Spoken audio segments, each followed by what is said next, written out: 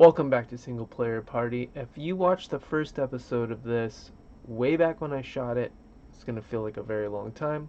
If you just found the second episode of my Legacy of Dragonholt, and you just watched the first one, this is going to feel like no time at all for you. But literally it's like a year for me. Probably a year. I don't know. Anyways, here we go. We're jumping back in right where episode 1 left off. So I don't need too much of a refresher. I've got my two characters. You're more caught up than I am probably.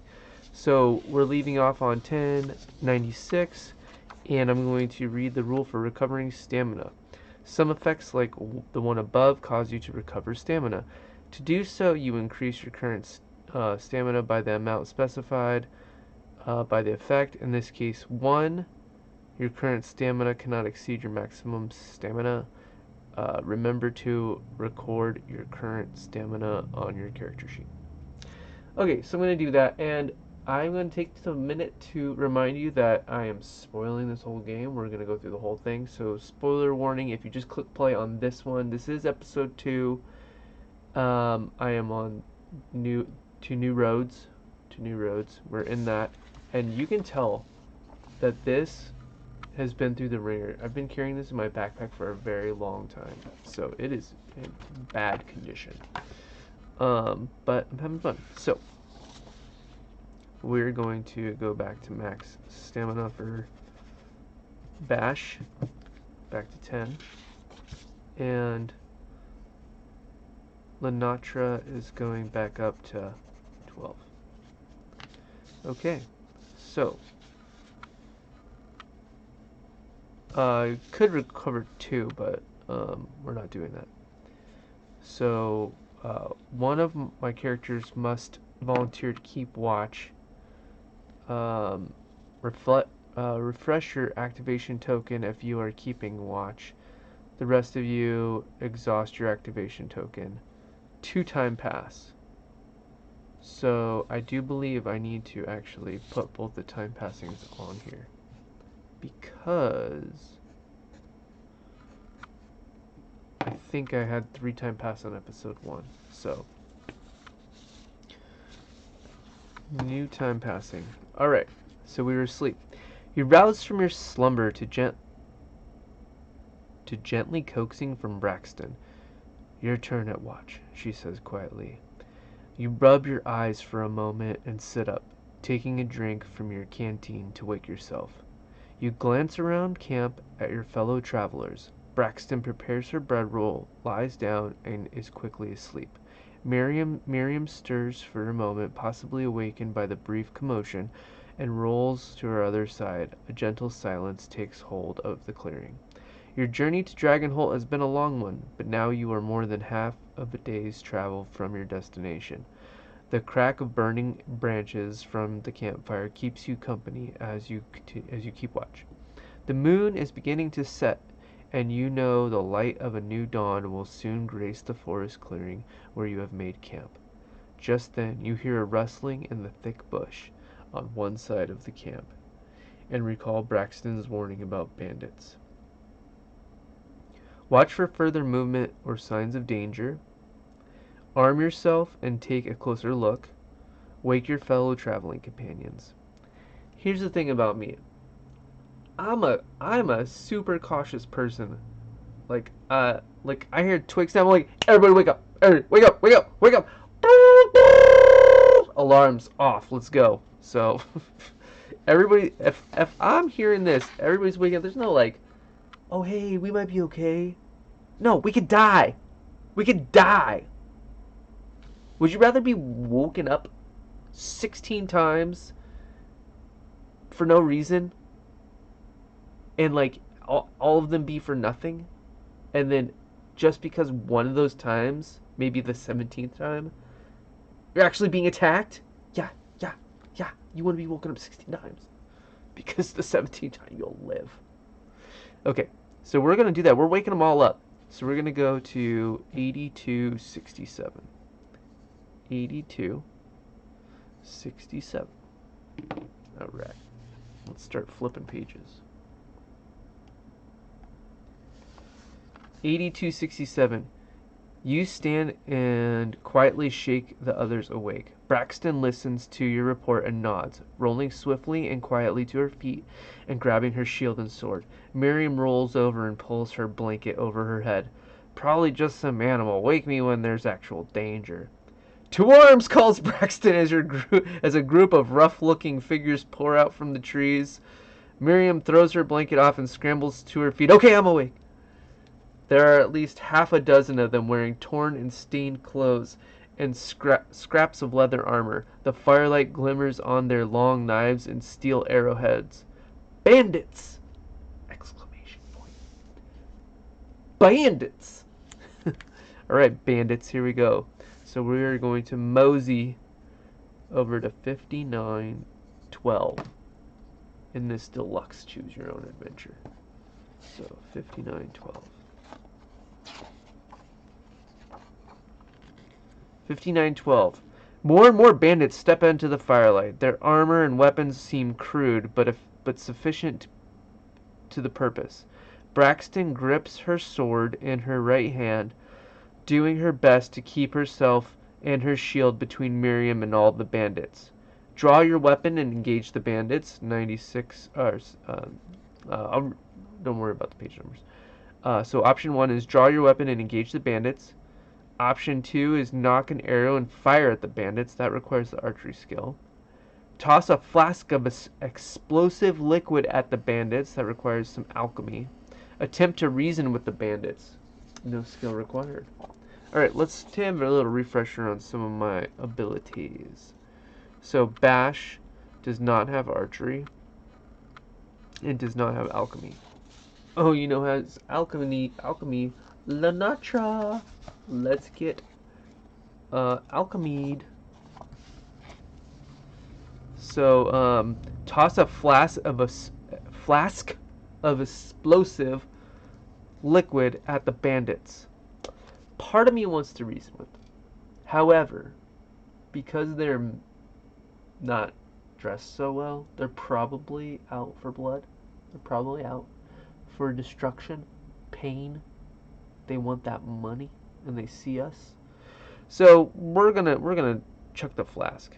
All right, so we're going over to the flask throwing, which is gonna put us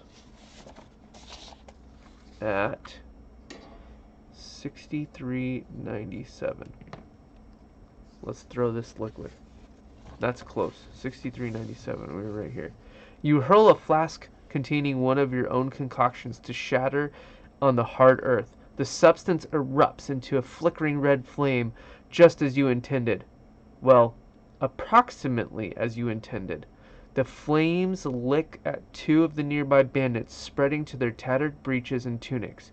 The bandits run screaming, beating at the fire as it threatens to consume them.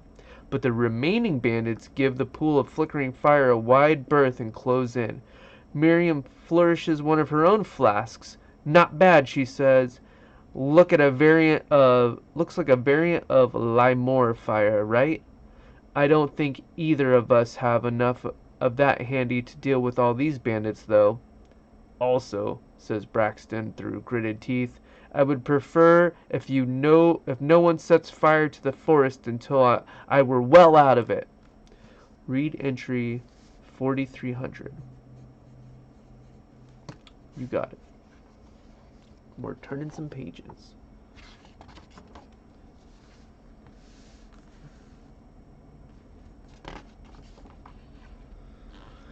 $4,300. So, oh yeah, we got our little wooden trinket. I need to get this out of the way because I don't need this anymore. Wooden trinket. 4,300. Braxton hefts a heavy steel shield and slashes her longsword, threatening at one of the approaching bandits. Miriam produces 2 flasks and unstoppers one of them. A thick, acrid smoke pours from its open mouth as she holds it aloft, ready to throw. 3 of the bandits suddenly rush forward, charging the camp. Miriam hurls the smoking flask, which smashes against one of their bucklers. A billowing cloud of acidic fog erupts from the impact site. The bandit shrieks and flails, dropping his buckler to the ground as it dissolves. The two other bandits continue their charge. One swings an axe at Miriam, but Braxton catches the blade with her long sword and slams her shield into the man, sending him tumbling to the ground. The third bandit dodges around Braxton and darts straight towards you. Spear point trained on your chest. Dodge the attack. Catch the spear and disarm the bandit. Deflect the spear and counter the attack. Requires dueling or military. Blast the bandit with a rune. Requires arcana or runes. I know Bash has military. I'm supposed to be keeping track of whose turn it is to read which one, but I don't care. Well, I do care. So Lenatra was the one throwing the potion, right? I'll try to keep track now a little bit better on whose turn it is. So, but they're going after Bash, who does have military. So, that's going to take us to 8427.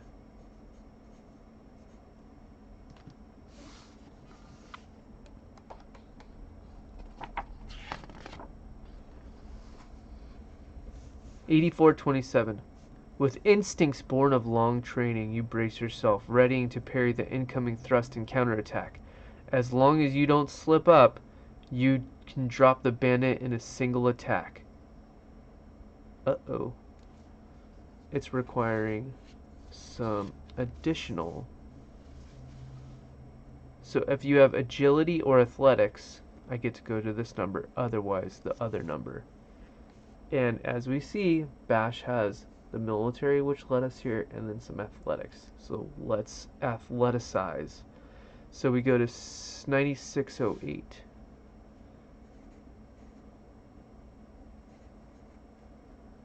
Alright, it's right over here. You swing your weapon to deflect the spear, knocking the lethal point aside and following up with a riposte. Your attack catches the bandit off guard and leaves him bleeding on the grass. You step back, taking a moment to assess the situation. If story point H3 is marked, I get to go to this place. Otherwise, the other place. So let's now cross-reference our H's. Oh, we have H3. Let's do it. So we are going to... This is so cool. I do like this. So here it was asking for H3. I know it's a little blurry. I'm here to talk you through it. This should just be my face all over this, but, you know, why not have this camera that blurs every 2 seconds? Please stop, camera. Please stop.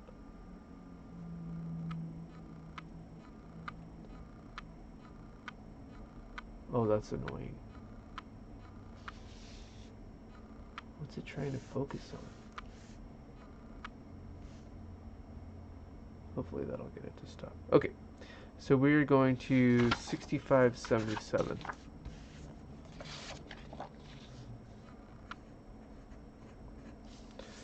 Wow, we've got a whole sheet going on there.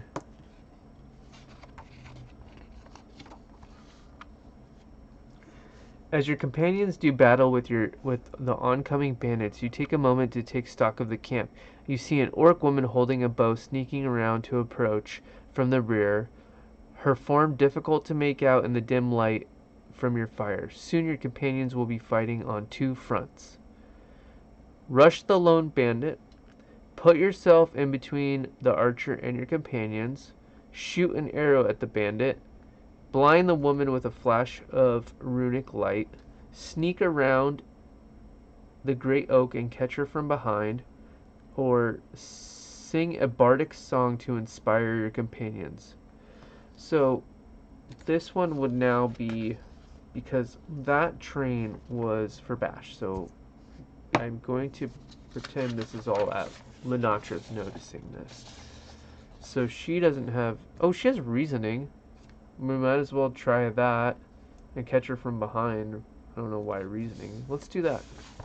I feel like you want to use your skills whenever you have them, so let's just go to that skill, which would take us to um, 1103.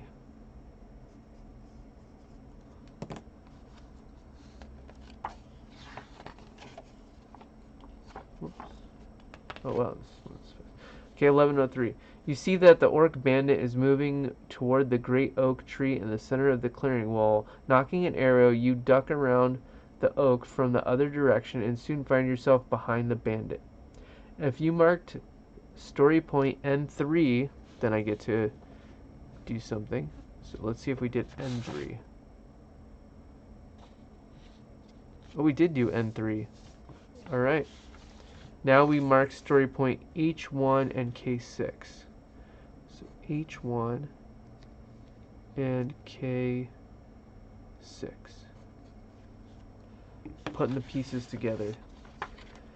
The orc raises her bow and draws one arm back until the fletching on her arrow is brushing her cheek. You step up behind her and bring a rock down on the back of her head, watching her boneless form slump back against the great oak's trunk. Wow. Reasoned. Hey, you've been reasoned. Man, that's reasoning? Brutal. We gotta go back. 6577. Did I read that right? Reasoning. This game's hilarious. Reasoning. The reason you can't shoot that bow right now is because I smash your head with a giant rock. Or, here, let's negotiate. Clunk. Oh, love it. That's great. Okay, so we got her. We saved some people. So 9513 is where we're headed. Now, we are going to think it's Bash's turn. So 9513, and we've got Bash on the brain. 9513. For color and harmon, bellows Braxton. In the flickering firelight, she seems a demon from a nightmare, huge and dark and powerful. Three of the bandits attempt to surround her, but she pivots away, slamming her shield into one and knocking her down. Then slashing at a second and sending him screaming into the dark, clutching at his face. She trades blows with a large human, his axe sliding off her sword flickering past his face as he dances backwards. You notice a bandit with his hair in a long braid creeping up behind Braxton with a knife glimmering in his hand. Focused as Braxton is on her battle with her large bandit, she clearly hasn't noticed. Intercept the approaching bandit, catch the bandit from behind, stop the bandit with an alchemical concoction. We've got alchemy. It's her turn. It's Linatra's turn, right? Hold on, let me go back to 11. No, Linatra did the head bonking with her skills. So, the 95 is going to be Bash. So Bash does not have the alchemy, but he does intercept the bandit because he's just going to rush right in. So he's going 5517. That's what Bash do.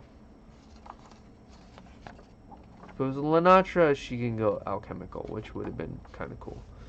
5517. You leap forward and shout a challenge to the braid-wearing bandit who spins and sneers at you with crooked teeth. The bandit brandishes a knife, and you begin to circle one another warily. I'll gut you like a bloated fish, he shrieks and hurls himself at you. His attack is clumsy, more passionate than skilled, and you see your opportunity. If you have brawling or dueling, go here, otherwise there. I don't know if Bash has brawling. I don't know if he has dueling. I like kind of like how long it's been, because I'm like, oh, what are my characters up to? Dueling! You don't want to duel this dude. He's a Knigget. He's here to brawl. And to duel. Here he comes. Here he comes. Here comes the Bash. Alright, he's got brawling. 1938. My boy is swinging. 1938. You grab up a burning brand from the campfire, slinging it into the bandit's face. He howls. A little cheap for a night. Little cheap trick for a night. However, think about survival. Think about Bash's duty and honor to protect his group. And they were severely outnumbered. You ain't just gonna sit and take it if you're severely outnumbered. Throw the members in the face.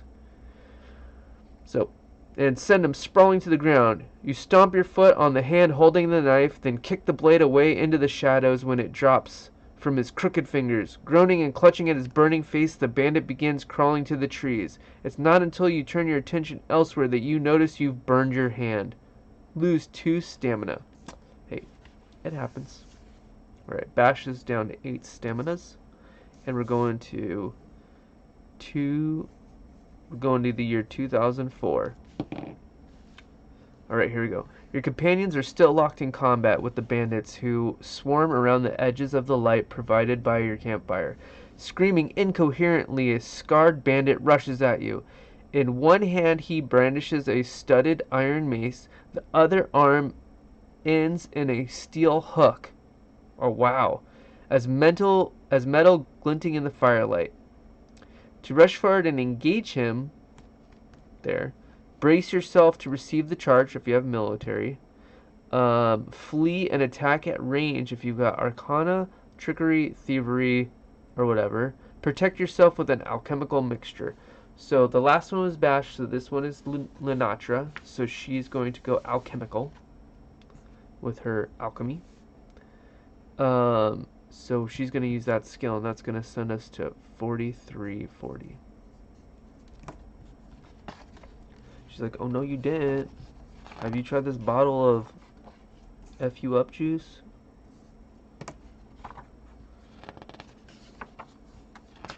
$43.40. $43.40. Okay, if you reach to your belt pouch to retrieve a mixture that will stop the approaching bandit in his tracks. But the bandit's charge is faster than you thought, and you fumble with the flap. In a moment, the bandit is upon you, his mace held high. If you have agility, that one. Otherwise, that one. Alright. Does she have agility?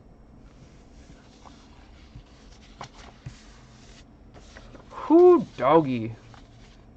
Lenatra has got agility and Arcana. I could be using her Arcanas too. Huh. Interesting. Okay. Well, we've been going alchemical. She's, thinking about potions. She's testing her potion powers. Okay, so she does have the agility, so we're going to 4884.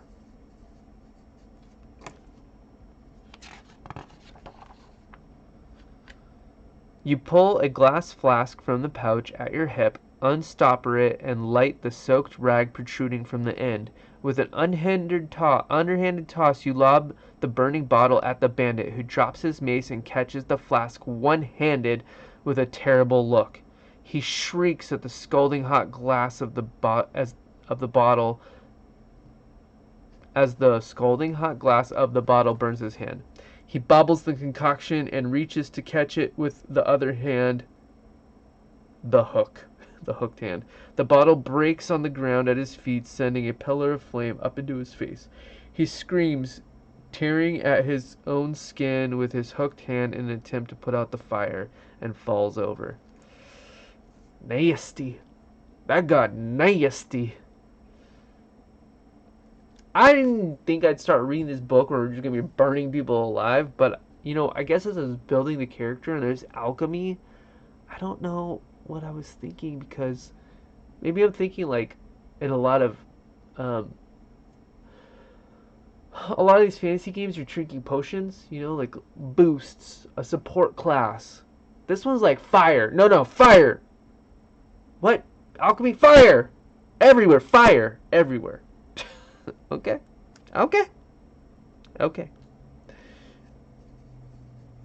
We just melted Hook Hand guy. Hook Hand guy got melted. He's a fireball. He is crispy. Makes me a little sad. A little remorseful. You find yourself standing in a loose circle with your companions and no bandits close at hand. Even more of the enemy emerge from the trees, however, and they begin to surround you. Now what? Breathes Marion. You're sure it's the first time you've heard fear in her voice. The bandit leader chuckles and speaks, causing the firelight to play off of the long scar on the side of his face in a sinister way.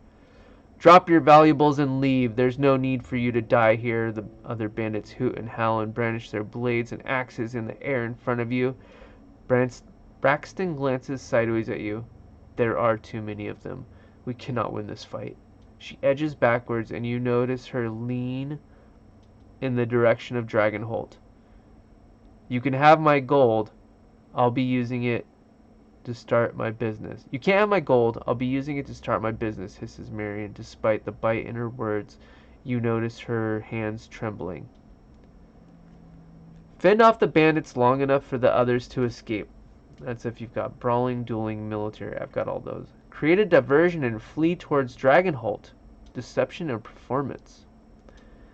Create a smoke screen and escape towards Dragonholt. That's if you've got alchemy. Turn tail and run. This one, I don't think that it has to. I think this one can be a group one. I know I'm cheating a little bit. I will do that in solo games sometimes. However, all my characters, all of the characters here, are now standing. There's a pause. I feel like we balanced the timing well. We're like, well, if that one's doing that, they can't be doing all the other things. So it's like, well, this one's happening there, this one's happening there, all at the same time. This one, all of the characters have stopped. There's a pause. We're waiting. Yes, I'm justifying me cheating. Hold, please. It would be Bash's turn. But I feel if they're all standing there, they're all weighing their options. I could have Bash go the military route. I don't think anybody has deception. I never picked deceiving things. I do love the smoke screen idea. You knew I was going there. I'm sick of burning people. I want to see some alchemy that's non-lethal. Some nice little smoke screen. Here's the thing, if we just turn tail and run, we're going to get shot with arrows in the back. I say we create the smoke screen because we're all just standing there. So anybody could take the initiative. That's what I'm saying. This is the initiative thing, right? We ping-pong the initiative before, so everybody had a turn in the heat of the battle. The battle is over. The bandits are standing around. They're actually kind of waiting for our decision. I can't throw the wooden trinket in their face. So I'm going to have Lunatra act, and she is going to throw the smoke screen. Love it. Love it. There's no cheating here. That was fully justified. And I may be the only one going back and watching this. So if you watch this and you made it this far even, leave a comment. What do you think? What do you think of the choice of having Lunatra do the smoke screen? I know when I go back and rewatch this, I'll be judging prior Derek. Old Derek, I'm judging you. Or, well, let me apologize to future Derek. If this Derek makes something wrong, some wrong choices, I apologize. To you, future Derek, watching this. And to the viewers, but let me know. Let me know you were watching it. Okay, so we're going to throw up the smoke screen. So we're going to 94 it at 95. 94, 95, that's what it says. Alright, smoke screen. Let's hope none of us get shot in the back. 94, 95. You smash a vial on the ground, releasing a thick clouds of billowing smoke. I'll add injury to that insult, shouts Marion. She tosses 2 handfuls of pellets into the smoke cloud. You notice the pellets change shape as they land. 4 triangular barbs protruding from each pellet like so many caltrops. That'll slow them down. See, what a good choice. The smoke soon obscures you and your companions, and you escape in the direction of Dragonholt. They can't have gone far, bellows the bandit leader. Find them. 36:45.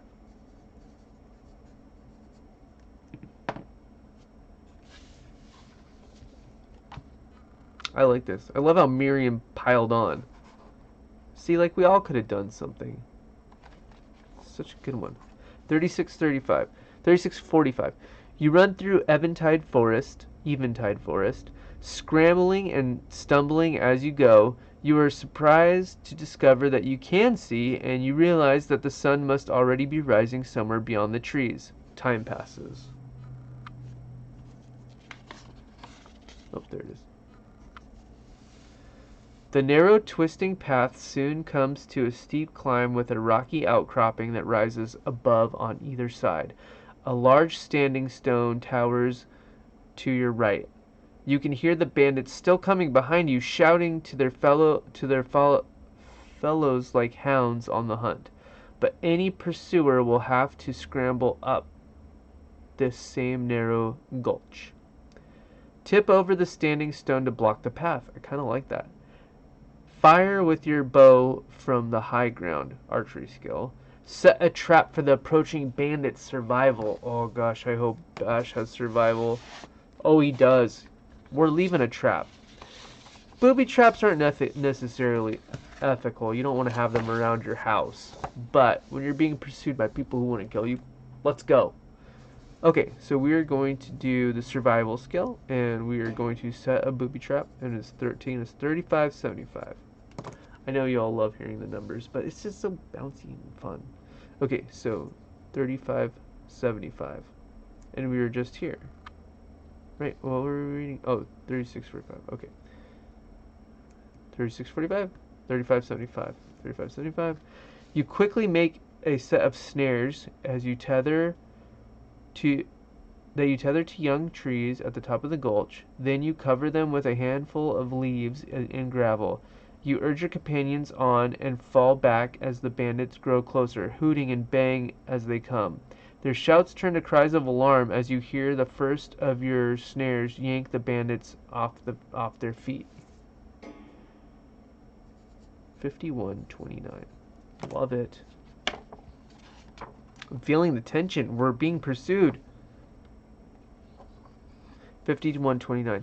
With the bandits preoccupied by your efforts back at the gulch, you are able to gain a considerable lead on them. The rocky terrain continues to rise up around you, the trees of Eventide Forest becoming smaller and scrappier as you go. Soon you come to a sheer cliff face, only a few scraggly trees clinging to the rocks rising above you. Sunlight spills across the sky above the cliff, a promise of freedom and safety. You could climb up to the top, but it would be a challenge. The path continues to the left a fair distance, then becomes a tight switchback, crawling up to the top of the rise. It would be safer route, but to the top, but slower than climbing directly. I say we run for the switchback path, just because we might not have, everybody here might not be climbers, and the snares bought us some good time. So 97.16. You sprint for the switchback trail, covering the distance in short order. Braxton swings Miriam over her shoulder without breaking stride. The gnome contents herself with a single squawk of protest. When you reach the bottom of the switchback, you are already out of breath. You each lose 2 stamina unless you have the endurance skill. Okay. So Bash has endurance, so he doesn't have to lose any more stamina right now. Lenatra is losing 2 stamina. You start the climb, but haven't reached the first turning when the bandits emerge from the trees, hollering like hounds on the scent. They rush after you. 2 of their number fall back, knocking arrows and launching them in your direction. Ugh. Wow. I didn't think that we would be like free shots on that one. This was a bad choice. I'm going to mark this one as a bad choice. Yeah. Okay.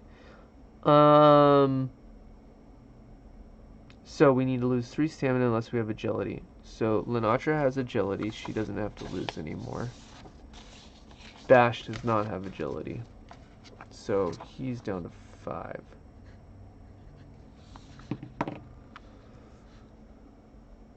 Alright. Wow. By the time you reach the top of the slope, your lungs and legs are burning and you're gasping for breath. But you can't rest now. The bandits are still too close behind you. Throw rocks at the bandits. Return fire with your bow, if you have archery. Block the path behind you with awareness and survival. Blast the path with runic magic, arcana. I say we blast the path with Lunatra.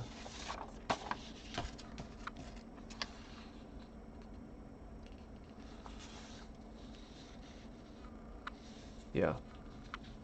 Because Bash also did the last thing with his booby traps, so, I mean, that doesn't matter at this point, but, yeah, we're gonna do the Arcana skill. She finally gets to use it. That's a cool one, so you might as well step that up, right?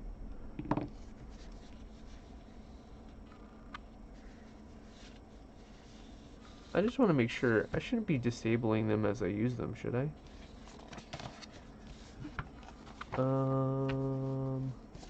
What was the one that talked about skills? So this is 1,000. Let me just peek at the rule book, just real quick. This is gonna go. Wait, read this first. Is this the whole thing? Setup, effects, activation, story points. Okay.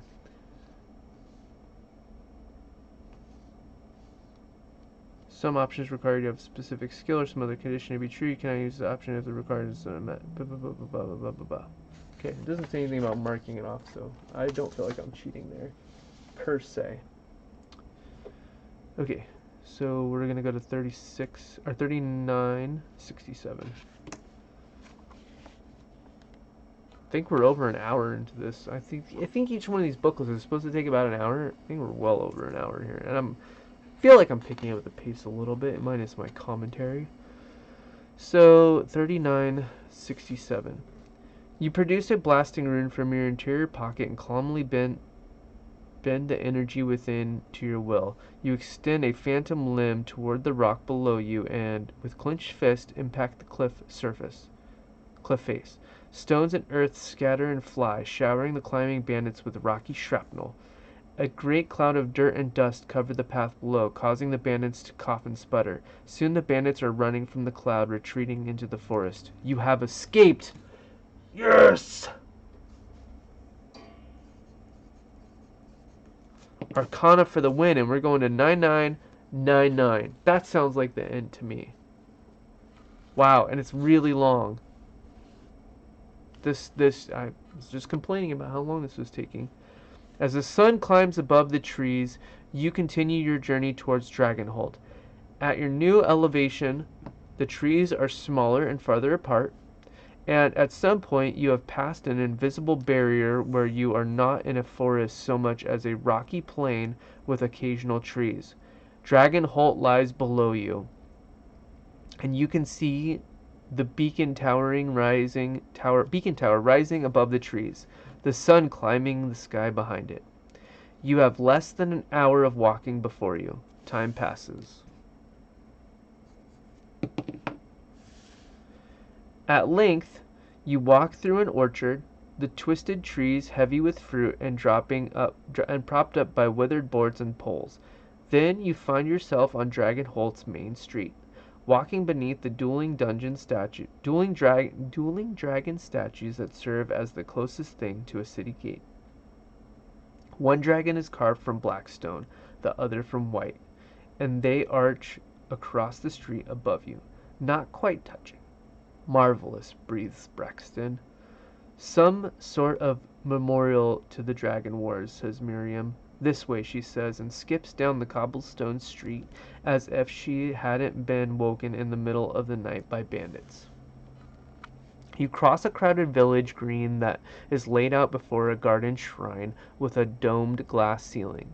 In front of the shrine stands a marble spire, atop which burns a beacon fire.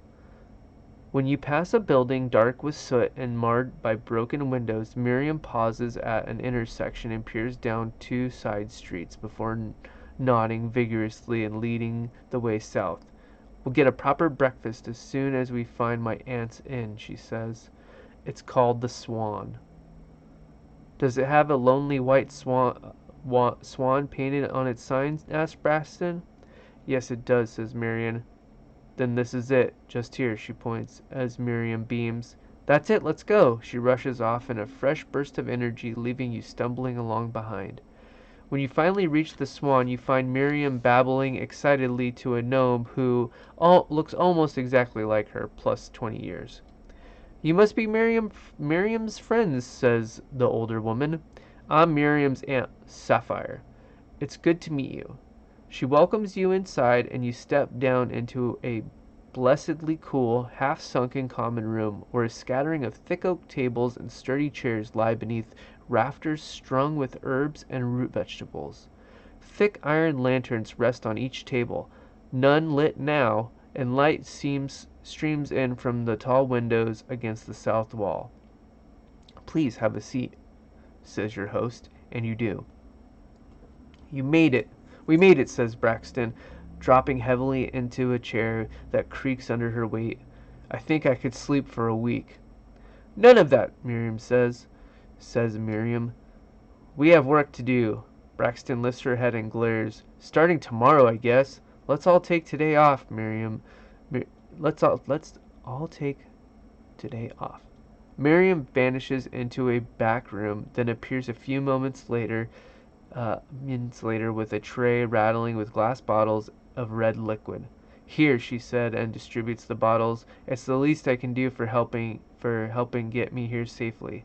You gain 3 healing potions. Item A. Distribute these amongst yourselves as you choose.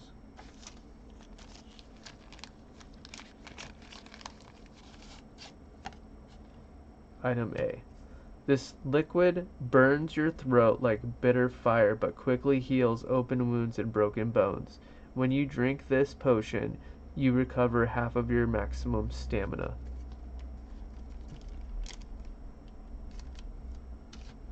That's interesting. It's like, do you recover two half of your maximum stamina, or if your half your maximum stamina is 12, then you recover, or if your stamina is 12, do you recover just 6 so she can drink that?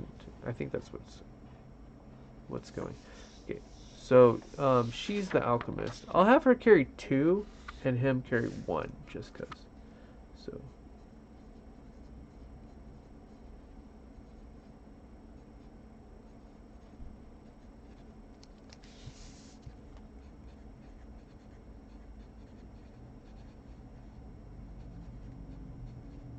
cool.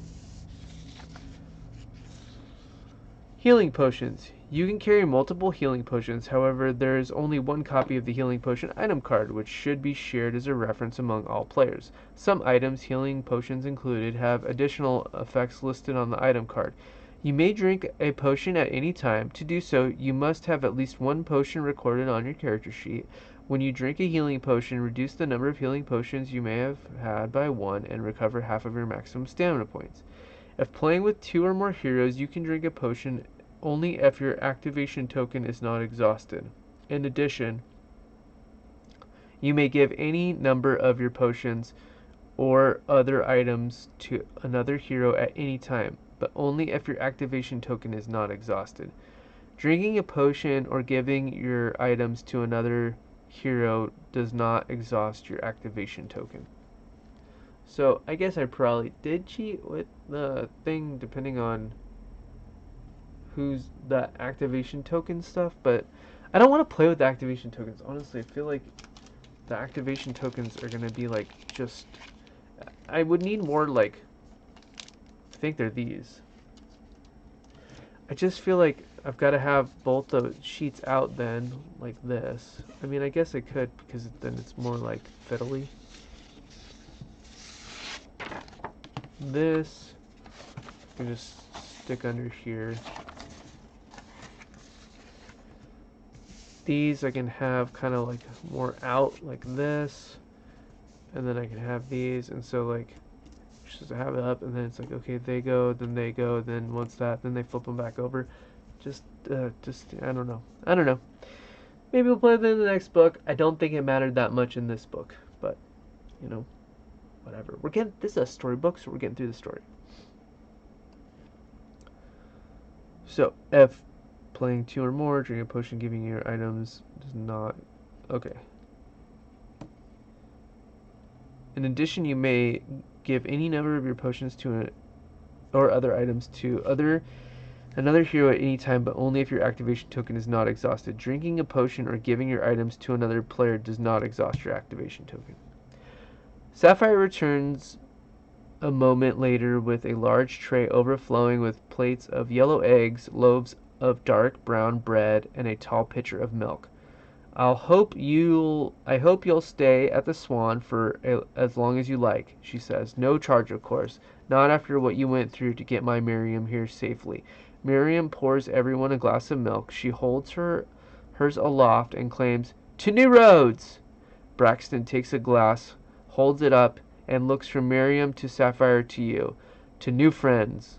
The meal is amazing, and you soon collapse in rooms provided by your generous host.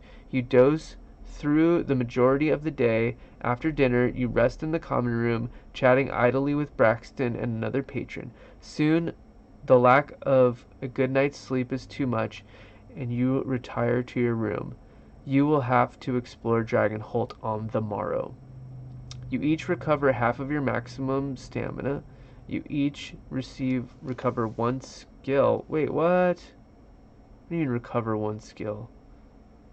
Alright, I'm gonna have to go back and read the rules for disabled. How a skill becomes disabled. You each refresh your activation tokens. You each gain one experience. Wow, one experience. Okay, I don't know what that does. One experience. So we're gaining our... So half is 5, so he was at 5, so he's back to 10 stamina. And she was only down by 2, so she gets all of her stamina back. Back to maximum. Recover a skill, I don't know what it means. Refresh the activation tokens. Gain that experience. Your fame increases by 1.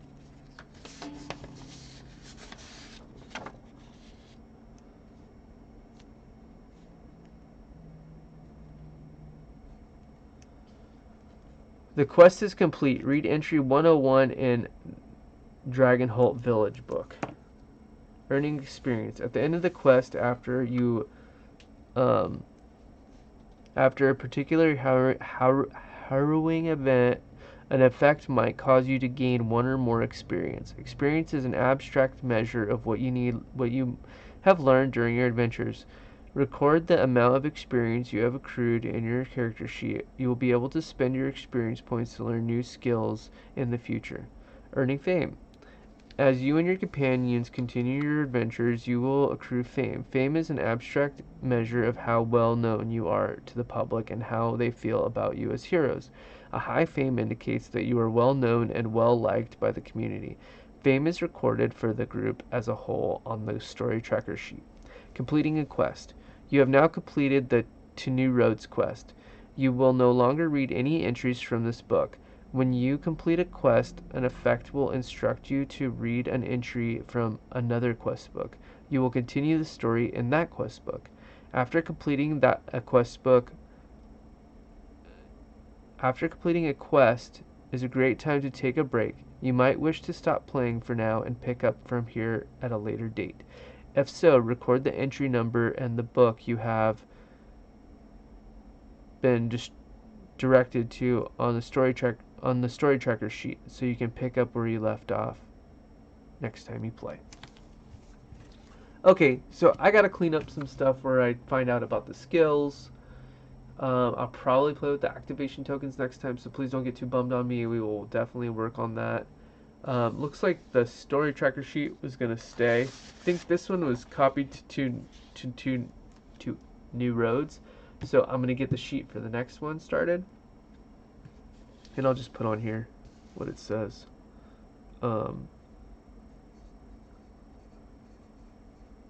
Dragonholt Village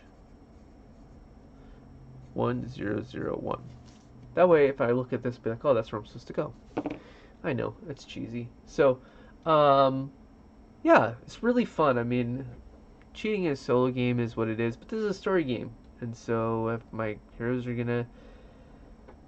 I'll make a little rant here, you know, like I don't get to play a lot of video games, and when I play them, now I find myself wanting to get through the main story, not do all the side quests like I used to. I miss doing side quests, but I don't want to die a bunch of times, and I don't want the game to be too hard where I have to play the same level over and over. I would rather just play the part, try to get good at it, try to beat it, spend a significant amount of time. My daughter and I played through Mario Odyssey, and I legitimately beat a lot of the stuff.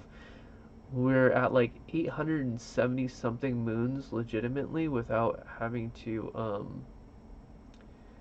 uh buy any of the moons extra moons from the shop, so we haven't bought one extra one. So now I think there's gonna be like 8 moons I can't get because I will not be able to play volleyball to 100 points or jump rope to 100 points or do the boundary race. Like those three specifically are not really skill based tied to the game itself. There are two Koopa runs I can't do, and those do rely on skills you pick up from playing the game, and so I'm a little disappointed about those. But I could keep practicing, but I also don't have time for that. And Claire does not like watching me go through those over and over. That was a lot of detail, but what matters about what I just said was how I feel about where I'm at with my playstyle now. I would rather just play through some story, get through some hard parts, and complete something, even if it's on easy mode. I don't always choose easy mode, but maybe I did that here without playing with the activation tokens. I will brush up on that. I hope you join me for the next one. If you stayed till the end here, thank you so much, and I will see you in the next one when we go to the village of Dragonholt. Bye for now.